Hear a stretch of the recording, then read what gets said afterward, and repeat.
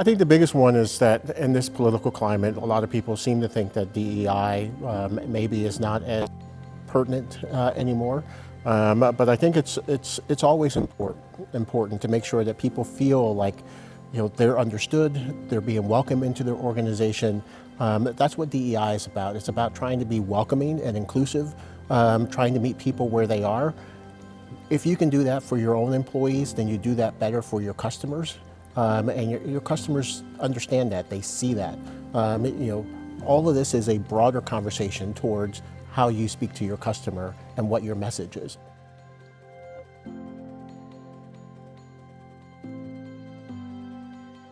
Yeah, it's a great question. Especially in the aviation sector, as everyone knows, we've been losing a lot of employees, especially after the pandemic. And so it's really been important about trying to reach out to multiple facets of our communities across the country to get people interested in aviation. Whether that's at community colleges, whether that's in rural communities, whether that's non-traditional folks who wouldn't actually think about aviation. And aviation can also be very expensive to get involved in, whether you're doing test piloting because you want to earn your pilot's license, whether you want to become an air traffic controller, et cetera. And so our big message is, how do we make sure that aviation, which makes up 5% of the gross domestic product of the entire United States, is reaching out to everyone. And these new technologies that are coming out, whether it's drones, advanced air mobility, what have you, what's our message to all communities about their input into and partaking of this new technology?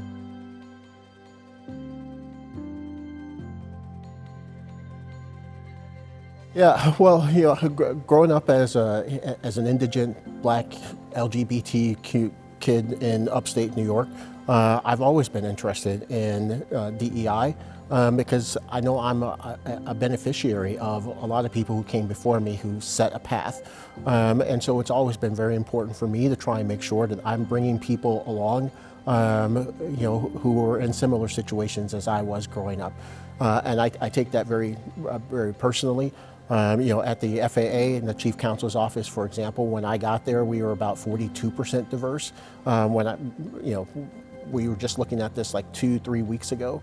Amongst our top senior leaders, we're now at about 72-73% diverse.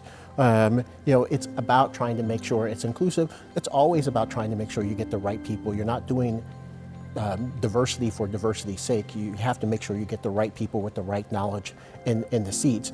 But it's also about trying to make sure that you're broadening the field in terms of searching for those people who might actually have those skill sets and looking for transferable skill sets. You also have to be very patient. You have to teach people and you have to bring them along. So I spend a fair amount of time thinking about other types of industries that we can pull into aviation because there are some synergies that maybe some other folks don't think about.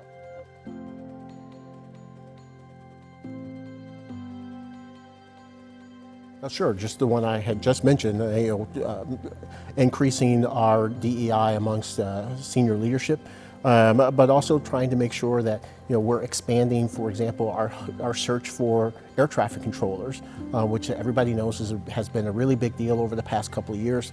There was a lot of retirement after COVID, and so we created a program where we did what we call enhanced collegiate initiative. So we were trying to make sure that more colleges and universities, and we were doing more outreach, but not just the traditional ones like the Embry-Riddles of the world who do great work in terms of training pilots, but also HBCUs and reaching out to historically Black colleges and universities and getting programs started there. What about community colleges in various parts of the country and getting them started there? Increasing the number of people that we admit to our program in Oklahoma City, so that we also have greater output. And that has led to, this past year, we actually set a goal of about 1,800 new air traffic controllers. We met that goal. This year's goal is going to be 2,000. I think we're on track to meet that goal, and then next year's goal is 2,200. So we're, again, just trying to increase the pace, but also by looking at how we can actually do a broader outreach.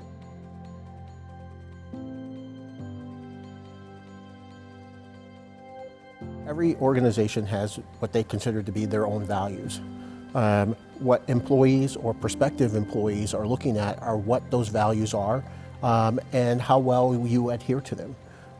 It's not enough just to say that we want to be out there in the community trying to sell our product to various different parts of the country and not be able to speak to how you're actually doing that. And so leadership is about making sure that those values are put in practice, not just spoken of as some sort of statement on a page. How do you bring it to life? And it's the job of a leader to bring it to life and to continue to espouse those in their company, to make sure that you're not being subject to just the political whims of the day, because those come and go.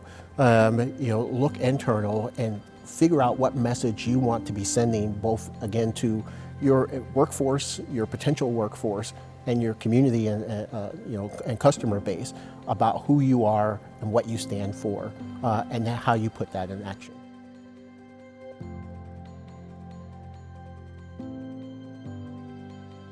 Well, first of all, it was your invitation, which I was grateful for. This is the first time I've actually attended this particular conference, having had a long career in aerospace and defense, 25 years or so.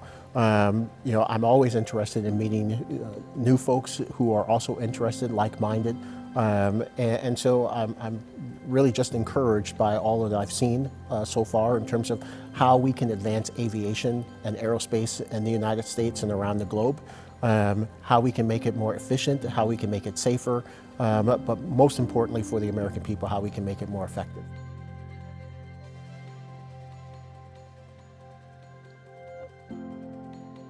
Oh, I don't know if I can pick just one. I think they're all part and parcel of the experience. Meeting new people, getting to see different types of vendors that I didn't know existed in the work that they do, and maybe bringing some of those ideas back into my organization. You have great speakers who are talking about what they're doing to make aviation safer and better. Right now, aviation is undergoing probably one of the biggest changes that we've had in the aviation space, and maybe since the inception of aviation. And so I'm really excited and thrilled to kind of hear about everything that others are doing, and so that I can speak it, to those types of events when I go and speak at different places. So it's been absolutely fantastic, and I hope I come back again.